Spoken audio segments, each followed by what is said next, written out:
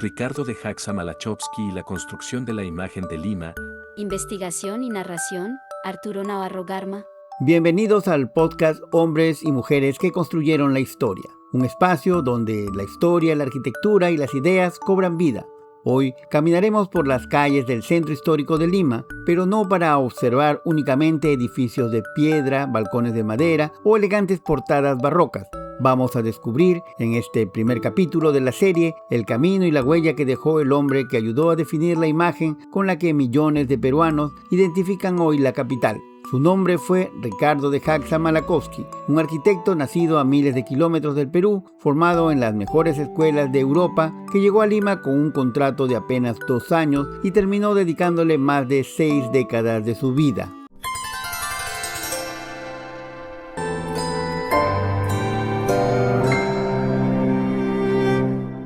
¿Quién fue realmente? Porque un joven polaco terminó convirtiéndose en uno de los arquitectos más influyentes de la historia peruana. ¿Hasta qué punto la Lima que conocemos hoy lleva su firma? Acompáñanos a desarrollar esta historia. En este episodio conoceremos su infancia y formación en Europa, su llegada al Perú durante el gobierno de Augusto B. Leguía, las principales obras que transformaron Lima, su visión sobre la arquitectura y la enseñanza, el nacimiento del estilo neocolonial peruano, las críticas que recibió su escuela arquitectónica. Finalmente, ¿cuál es su verdadero legado en la arquitectura nacional? Sigamos este recorrido para comprender cómo una persona pudo cambiar la imagen de toda una ciudad. Hablaremos de arquitectura, de historia, de identidad, de arte, de urbanismo y sobre todo de la capacidad que tienen las ideas para permanecer mucho tiempo después de que desaparecen quienes las imaginaron. El joven que miraba edificios. Para entender a Ricardo de Jaxa-Malachowski, primero debemos alejarnos casi 12.000 kilómetros del Perú. Nuestro recorrido comienza en Europa Oriental. Corría el año de 1887. El Imperio Ruso dominaba extensos territorios donde convivían pueblos de distintas lenguas y culturas. En una hacienda cercana a Odesa, a orillas del Mar Negro, nació Richard Guido Jaxa-Malachowski, nombre que con el tiempo sería castellanizado a Ricardo de Jaxa-Malachowski. Aunque nació en un territorio que hoy pertenece a Ucrania, provenía de una familia de origen polaco, circunstancia que marcaría profundamente su identidad cultural. Desde muy pequeño mostró interés por el dibujo y la observación. Como muchos jóvenes europeos de finales del siglo XIX, soñó inicialmente con una carrera militar. Con apenas 13 años intentó ingresar a la Escuela Naval de Odesa. No lo consiguió. Un problema de visión frustró aquel proyecto. Lo que en ese momento pareció una decepción terminó cambiando la historia de Lima. Diversos biógrafos consideran que aquel rechazo modificó por completo el rumbo de su vida. Obligado a abandonar la carrera naval, continuó sus estudios secundarios y comenzó a desarrollar un extraordinario talento para el dibujo técnico, la geometría y la representación espacial, habilidades que más tarde serían fundamentales para su carrera como arquitecto. París, la capital de la arquitectura. A comienzos del siglo XX, París era mucho más que una ciudad. Era el gran laboratorio artístico del mundo. Allí convivían el academicismo clásico, el naciente Art Nouveau y las primeras discusiones que darían origen a la arquitectura moderna. Hasta esa ciudad llegó el joven Malachowski en 1905. Inicialmente estudió ingeniería. Sin embargo, muy pronto comprendió que su verdadera vocación estaba en otra parte. Los edificios le interesaban no solo por su resistencia estructural, le fascinaban también sus proporciones, su capacidad para emocionar y el diálogo que establecían con la ciudad.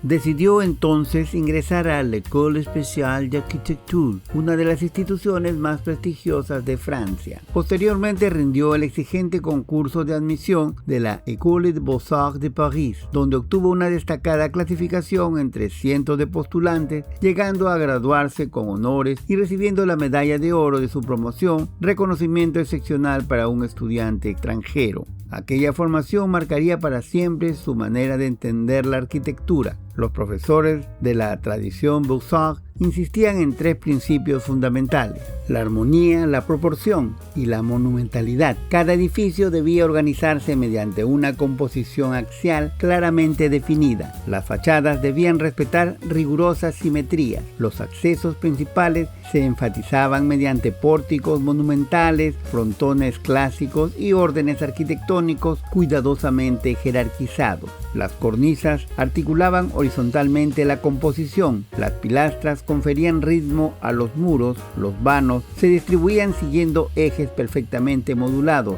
y cada elemento ornamental cumplía una función dentro del equilibrio visual del conjunto. Para Malakowski, la arquitectura era mucho más que levantar paredes, era organizar el espacio para expresar orden, permanencia y dignidad institucional. Décadas después, esos principios viajarían con él hasta el otro lado del océano. El llamado del Perú. Mientras el joven arquitecto perfeccionaba sus estudios en París, ocurría algo inesperado al otro lado del Atlántico. En Lima, el gobierno peruano preparaba las celebraciones por el primer centenario de la independencia. El presidente Augusto B. Leguía comprendía que el país necesitaba modernizar sus ciudades, profesionalizar la enseñanza de la arquitectura y emprender grandes obras públicas que proyectaran una imagen de progreso.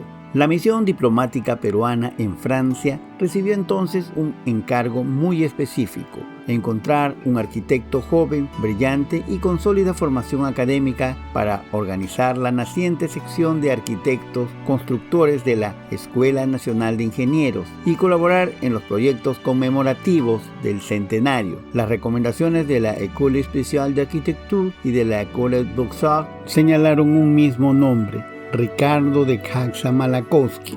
El contrato era sencillo: 2 años de trabajo, después regresaría a Europa. Pero la historia tenía otros planes. El 22 de diciembre de 1911, con apenas 24 años, desembarcó en el puerto del Callao. Aún no lo sabía. Frente a él se encontraba una ciudad virreinal, que muy pronto se convertiría en el gran lienzo sobre el cual desarrollaría buena parte de su obra. Y Lima tampoco imaginaba que acababa de recibir al arquitecto que transformaría para siempre su paisaje urbano. El arquitecto que comenzó a enseñar a construir un país. Los primeros años en el Perú. Cuando Ricardo de Malakowski descendió del barco en el puerto de Callao a fines de 1911, encontró una ciudad muy distinta de París. Lima apenas superaba los 150.000 habitantes. Los tranvías eléctricos comenzaban a transformar el transporte urbano. La vieja ciudad virreinal seguía encerrada entre calles estrechas, balcones de madera y plazas que conservaban el aire colonial, aunque muchas edificaciones mostraban el desgaste provocado por siglos de terremotos, reconstrucciones y reformas improvisadas. El joven arquitecto tenía apenas 24 años, no conocía el Perú, no hablaba perfectamente el castellano, no tenía familiares en América, pero sí llevaba consigo algo que muy pocos profesionales poseían en aquella época: una formación académica de primer nivel adquirida en las escuelas francesas de arquitectura. Lo que inicialmente sería una breve estancia profesional terminó convirtiéndose en el proyecto de toda una vida. Los documentos conservados por la Universidad Nacional de Ingeniería muestran que muy pronto comenzó a integrarse tanto al mundo académico como al ejercicio profesional. Su disciplina sorprendía a colegas y alumnos. Era puntual, extremadamente meticuloso con los planos y exigía precisión en cada detalle constructivo. José García Bray señala que esa rigurosidad francesa marcaría durante décadas la enseñanza de la arquitectura en el Perú. La Escuela Nacional de Ingenieros. Antes de diseñar edificios, Malakowski comenzó formando arquitectos. En aquellos años, el Perú todavía no contaba con una facultad de arquitectura independiente. Los arquitectos se formaban dentro de la Escuela Nacional de Ingenieros, institución que décadas más tarde daría origen a la actual Universidad Nacional de Ingeniería. Su misión era mucho más amplia que enseñar dibujo. Debía crear prácticamente una escuela de pensamiento. Introdujo métodos académicos inspirados en la tradición francesa de las Beaux-Arts. Los estudiantes aprendían composición arquitectónica antes que decoración. Estudiaban geometría descriptiva, perspectiva, historia del arte, resistencia de materiales, diseño urbano y sobre todo aprendían a observar. Małakowski repetía constantemente que un arquitecto debía recorrer la ciudad con un cuaderno de dibujo en la mano. Solo observando podía comprender las proporciones de un edificio, la incidencia de la luz sobre una cornisa, el ritmo que producen los balcones, la profundidad de una portada, el equilibrio entre llenos y vacíos. Décadas más tarde, varios de sus alumnos recordarían que corregía personalmente los dibujos durante horas, no aceptaba improvisaciones. Para él, una línea mal trazada era también una idea mal pensada. El arquitecto Fernando Belaúnde Terry, quien años después sería presidente del Perú, reconocería la enorme influencia que ejercieron profesores como Małakowski en la consolidación de la arquitectura peruana del siglo XX. Sus primeras obras. Mientras enseñaba, también comenzaba a construir. Muy pronto recibió encargos para residencias particulares, edificios comerciales y sedes institucionales. La élite limeña quedó impresionada por aquel joven europeo que combinaba elegancia clásica con soluciones modernas. Sus proyectos mostraban una característica constante. Cada edificio parecía dialogar con la ciudad. No buscaba llamar la atención mediante excesos ornamentales. Prefería alcanzar la monumentalidad a través de la proporción, la simetría, la escala y el equilibrio compositivo. José García Brais explica que Małakowski pertenecía a una generación que entendía la arquitectura como un ejercicio de orden urbano antes que como una simple acumulación de elementos decorativos. Cada fachada debía integrarse al conjunto de la ciudad. Cada edificio debía contribuir a embellecer el espacio público. Esa idea terminaría siendo fundamental años después, cuando participara en la transformación del centro histórico de Lima. El Palacio Arzobispal. Si existe un edificio capaz de resumir el talento de Ricardo de Jacsa Małakowski, probablemente sea el Palacio Arzobispal de Lima. Inaugurado en 1924, reemplazó a la antigua residencia arzobispal que ocupaba ese mismo solar desde el siglo XVI. A primera vista, parece un auténtico palacio virreinal, pero basta observarlo con detenimiento para descubrir que es en realidad una brillante reinterpretación del pasado. La composición de la fachada responde a un riguroso eje de simetría. El acceso principal se organiza mediante una portada monumental tallada en piedra inspirada en el barroco limeño. Las columnas adosadas y pilastras conducen visualmente hacia el gran balcón central, generando una clara jerarquización del ingreso. Sobre este eje se eleva el escudo arzobispal rematado por molduras y cornisas que otorgan profundidad al conjunto. Los balcones cerrados constituyen quizá el elemento más famoso del edificio. Tallados en madera de cedro, sobresalen del plano de la fachada mediante grandes ménsulas cuidadosamente labradas. Cada panel incorpora celosías, balaustres, tracerías, geometrías y motivos vegetales, inspirados en balcones coloniales de los siglos XVII y XVIII. Sin embargo, no son copias exactas. Fueron rediseñados para responder a técnicas constructivas modernas, utilizando estructuras internas más resistentes y una modulación perfectamente regular. Las ventanas se distribuyen siguiendo un ritmo constante que aporta serenidad visual. La cornisa superior unifica toda la composición, mientras que el tratamiento volumétrico evita rupturas bruscas entre los distintos cuerpos del edificio. En el interior aparece uno de los espacios más elegantes de la arquitectura limeña del siglo XX. Un gran patio central organiza la circulación mediante galerías porticadas. Las arquerías descansan sobre columnas de piedra cuidadosamente proporcionadas. La escalera principal desarrolla un recorrido ceremonial que conduce hacia los salones superiores, donde la iluminación natural penetra desde el patio interior, generando un delicado juego de luces y sombras. Ramón Gutiérrez considera que el Palacio Arzobispal representa una de las obras más logradas del neocolonial americano, precisamente porque no intenta reproducir literalmente la arquitectura virreinal, sino reinterpretarla mediante criterios académicos modernos. En otras palabras, no reconstruye el pasado, lo reimagina. Una anécdota que lo definía. Quienes trabajaron junto a Małakowski recordaban una costumbre bastante peculiar. Jamás daba por terminado un edificio únicamente porque la obra hubiese concluido. Semanas después regresaba caminando, se detenía frente a la fachada, la observaba durante largos minutos, anotaba detalles y conversaba con albañiles, carpinteros y vecinos del lugar. Decía que un edificio debía verse tanto desde los planos como desde la vereda, porque era allí, entre las personas, donde realmente comenzaba su vida. Aquella humildad sorprendía a muchos. A pesar de convertirse en uno de los arquitectos más prestigiosos del país, nunca dejó de recorrer Lima con la curiosidad de un estudiante, y esa manera de observar la ciudad sería la que, pocos años después, lo conduciría hacia su proyecto más ambicioso: no diseñar un edificio, sino ayudar a transformar la imagen del corazón mismo de Lima. Cuando un arquitecto comenzó a darle un nuevo rostro a Lima, El Palacio de Gobierno. A medida que aumentaba su prestigio profesional, también crecían los encargos del Estado peruano, pero ninguno tendría una carga simbólica tan grande como el Palacio de Gobierno. El antiguo Palacio Virreinal había sufrido incendios, terremotos, ampliaciones y remodelaciones desde la época de Francisco Pizarro. Después de casi 4 siglos, el edificio era una superposición de estilos arquitectónicos que ya no respondía a un proyecto unitario. El gobierno de Óscar R. Benavides decidió entonces emprender una profunda renovación del edificio, proceso que continuaría durante los primeros años del gobierno de Manuel Prado Ugarteche. Ricardo de Jacza Malakowski fue el arquitecto encargado de proyectar la nueva imagen del principal edificio político del país.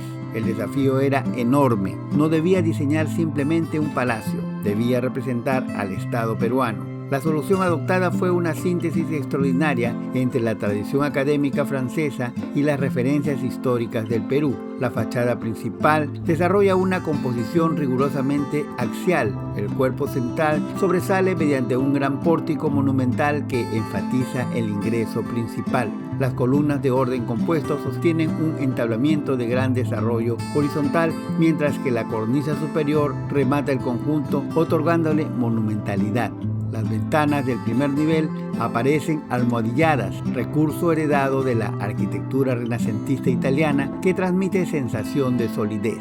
En los pisos superiores predominan los vanos verticales cuidadosamente modulados. Las pilastras organizan visualmente la fachada, evitando que el edificio pierda escala humana a pesar de sus grandes dimensiones. El resultado transmite autoridad sin caer en excesos ornamentales. Al recorrer sus interiores aparecen otras de las características propias de Malakowski: la monumentalidad ceremonial. Los salones principales se articulan mediante una secuencia espacial cuidadosamente planificada: vestíbulos, escalinatas, galerías, salones de recepción. Cada ambiente prepara al visitante para el siguiente, generando una experiencia arquitectónica donde el recorrido tiene tanta importancia como la decoración. El historiador José García Brais señalaba que Malakowski dominaba como pocos el arte de convertir la circulación interior en una auténtica puesta en escena del poder.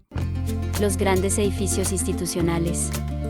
Mientras trabajaba para el Estado, también recibía encargo de bancos, clubes sociales, compañías privadas y familias de la alta sociedad limeña. Cada edificio se convertía en una oportunidad para experimentar con distintos lenguajes arquitectónicos. Uno de ellos fue el antiguo Banco Italiano, hoy sede del Centro Cultural de la Universidad Nacional Mayor de San Marcos.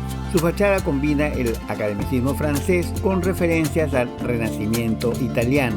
Las pilastras gigantes recorren verticalmente varios niveles, reforzando la sensación de altura. Los balcones de hierro forjado aportan ligereza al conjunto. Las molduras enmarcan cuidadosamente cada vano, mientras que la composición general mantiene una estricta simetría. La piedra artificial utilizada en la fachada permitía obtener una extraordinaria riqueza ornamental sin comprometer la estabilidad estructural. En el interior predominaban amplios salones iluminados mediante grandes ventanales, concebidos para transmitir confianza, seguridad y prestigio a los clientes de una institución financiera en plena modernización. Muy diferente fue el tratamiento dado al Club Nacional, uno de los principales espacios de reunión de la élite republicana. Aquí la arquitectura abandona parcialmente la severidad institucional para privilegiar la elegancia. Los salones sociales presentan generosas alturas libres. Las cornisas interiores aparecen decoradas con molduras clásicas. Las escaleras desarrollan recorridos ceremoniales. Las columnas más utilizadas aportan una sensación de refinamiento. Las proporciones responden nuevamente a la tradición Beaux-Arts. Nada parecía improvisado. Cada eje visual conduce hacia un punto focal cuidadosamente calculado. Cada ventana participa en una composición perfectamente equilibrada. Como afirmaba el arquitecto argentino Ramón Gutiérrez, la verdadera habilidad de Malákovsky no consistía únicamente en diseñar fachadas bellas. Su mayor talento residía en organizar el espacio para que cada edificio expresara la función que debía cumplir. Un banco inspiraba seguridad, un palacio representaba autoridad, un club transmitía prestigio social. La arquitectura hablaba antes que las personas. El hombre detrás del arquitecto.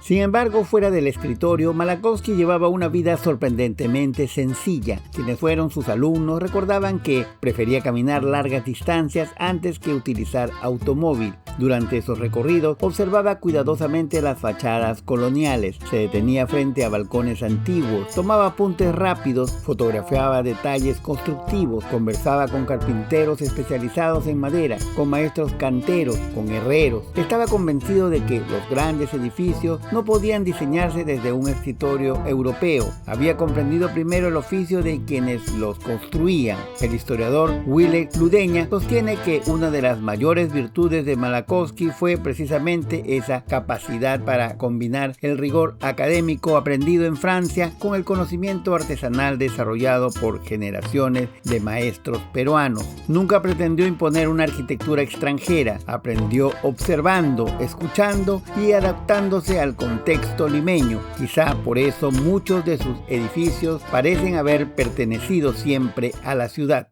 Una idea comenzaba a tomar forma. Con el paso de los años, Malákovsky comprendió que Lima enfrentaba un desafío mayor. No bastaba con construir buenos edificios de manera aislada. Toda la ciudad necesitaba recuperar una identidad visual. Las fachadas republicanas convivían con balcones coloniales. Los estilos franceses se mezclaban con edificios barrocos. La Plaza Mayor mostraba una extraordinaria riqueza histórica, pero también una evidente falta de unidad estética. En distintos países de Hispanoamérica comenzaba a difundirse una nueva corriente arquitectónica.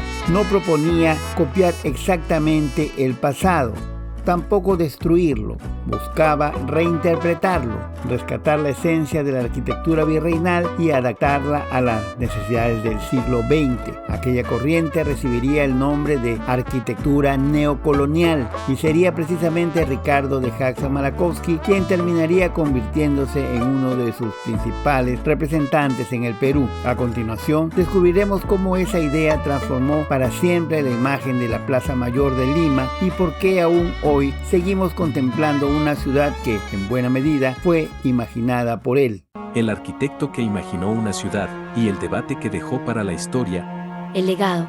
Después de recorrer la vida y la obra de Ricardo de Jaxa-Malákovsky, resulta inevitable hacerse una pregunta. ¿Cómo se mide el legado de un arquitecto? ¿Por el número de edificios que diseñó? ¿Por la belleza de sus fachadas? ¿Por los premios que recibió? ¿O por la influencia que ejerció sobre generaciones enteras? En el caso de Malákovsky, probablemente debamos responder que por todas ellas. Durante más de medio siglo, participó en algunos de los proyectos más representativos del Perú republicano. Diseñó palacios, bancos, residencias, edificios públicos y espacios institucionales, pero sobre todo ayudó a profesionalizar la arquitectura peruana. Desde las aulas de la Escuela Nacional de Ingenieros formó a decenas de arquitectos que más tarde construirían hospitales, universidades, ministerios, iglesias, urbanizaciones y plazas en todo el país. Su influencia no quedó encerrada entre los muros de un edificio, se multiplicó a través de sus alumnos. Como escribió el historiador José García Bryce, la verdadera trascendencia de Malákovsky fue haber consolidado una manera de entender la arquitectura basada en el rigor técnico, la composición académica y el respeto por la ciudad como un conjunto coherente. Quizás esa sea su obra más perdurable. Las críticas al neocolonial.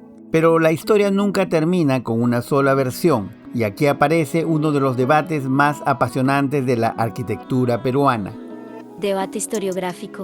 Durante buena parte del siglo XX, el movimiento neocolonial fue celebrado como una forma de rescatar el patrimonio virreinal. Autores como Ramón Gutiérrez, José García Bright y Frederick Cooper destacan que gracias a esta corriente se recuperaron técnicas artesanales, balcones de madera, portadas barrocas y elementos arquitectónicos que, de otro modo, quizás se habrían perdido. Desde esta perspectiva, el neocolonial fortaleció la identidad urbana de Lima, permitió devolver unidad estética a un centro histórico profundamente alterado por siglos de terremotos y reformas. Sin embargo, a partir de las últimas décadas del siglo XX surgieron nuevas preguntas. Investigadores como Willy Ludeña, Sharif Cajat, Jorge Burga y Horacio Ramos plantean una mirada más crítica. Se preguntan si esa unidad estética no implicó también la desaparición de valiosos edificios republicanos, si la imagen colonial que hoy admiramos corresponde realmente al siglo XVII o si, en parte, fue una reinterpretación realizada durante el siglo XX. Desde esta perspectiva, el neocolonial no solo restauró el pasado, también lo editó, lo seleccionó, lo reinterpretó y en algunos casos construyó una memoria oficial de la ciudad. Ambas posiciones encuentran respaldo documental y precisamente por eso el debate continúa abierto. ¿Qué dicen hoy los historiadores? Afortunadamente, la investigación histórica ha avanzado. Hoy, la mayoría de especialistas coincide en un punto fundamental. No es necesario elegir entre una postura y otra. Ambas contienen parte de la verdad. La Plaza Mayor que contemplamos hoy conserva el trazado urbano diseñado en 1535. La fuente central sigue ocupando el lugar que recibió en el siglo XVII. Los principales edificios se levantan sobre los mismos solares históricos, pero muchas de las fachadas actuales fueron reconstruidas, remodeladas o reinterpretadas durante el siglo XX. En otras palabras, la Plaza Mayor es simultáneamente colonial, republicana y moderna. Su historia no pertenece a una sola época, pertenece a todas, y esa complejidad es precisamente lo que la hace fascinante. Una reflexión personal. Después de revisar documentos, comparar autores y recorrer las distintas interpretaciones historiográficas, surge una conclusión que trasciende la arquitectura. Las ciudades no son únicamente espacios físicos, son relatos construidos por generaciones enteras. Cada época añade una capa. Cada gobierno deja una huella. Cada arquitecto interpreta el pasado desde las necesidades de su presente. Ricardo de Hacsa-Malakowski hizo exactamente eso.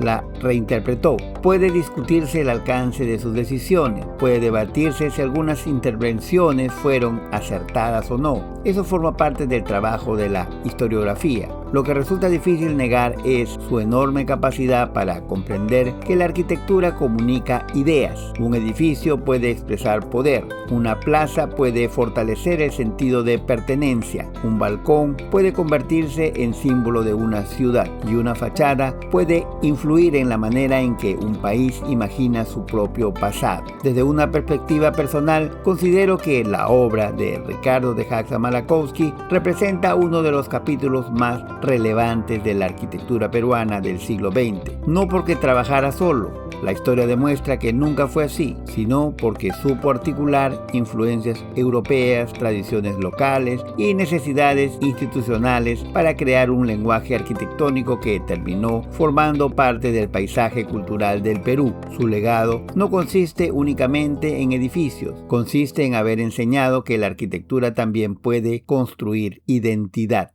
La historia rara vez ofrece respuestas absolutas. Cada documento abre nuevas preguntas. Cada edificio conserva huellas de distintas épocas. Y cada generación vuelve a interpretar el pasado desde su propio presente. Soy Arturo Navarro Garma. Si este episodio despertó tu curiosidad, te invitamos a recorrer el centro histórico de Lima con una mirada diferente. Tal vez descubras que detrás de cada balcón, cada portada y cada piedra existe una historia esperando ser contada. Porque las ciudades hablan, solo hay que aprender a escucharlas. Nota metodológica del podcast. Este episodio no busca ofrecer una única versión de la historia. Busca mostrar cómo se construye el conocimiento histórico, a partir de documentos, interpretaciones y debates entre autores. En Alquimia del Saber, La historia no se presenta como una respuesta cerrada, sino como una conversación en desarrollo. Porque comprender el pasado no consiste solo en recordar lo que ocurrió, sino en entender cómo sabemos lo que creemos saber.